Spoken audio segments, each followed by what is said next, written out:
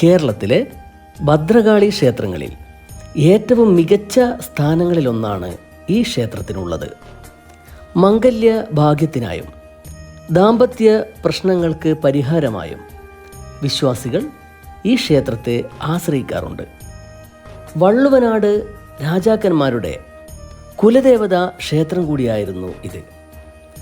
ഒരു ചെറിയ കുന്നിൻ്റെ മുകളിലാണ് പേര് സൂചിപ്പിക്കുന്നത് പോലെ ഈ ക്ഷേത്രം സ്ഥിതി ചെയ്യുന്നത്. ക്ഷേത്രത്തിൽ 4 കവാടങ്ങളാണുള്ളത്. മംഗല്യ പൂജയാണ് ഈ ക്ഷേത്രത്തിലെ ഏറ്റവും പ്രശസ്തമായ പൂജ. മംഗല്യ ഭാഗ്യത്തിനായി ഇവിടെ തുടർച്ചയായി മംഗല്യ പൂജ നടത്താമെന്ന് നേർന്നാൽ 2ാം പൂജയ്ക്ക് മുൻപ് കൂടുതൽ പേരുടെയും വിവാഹം നടക്കാറുണ്ട്.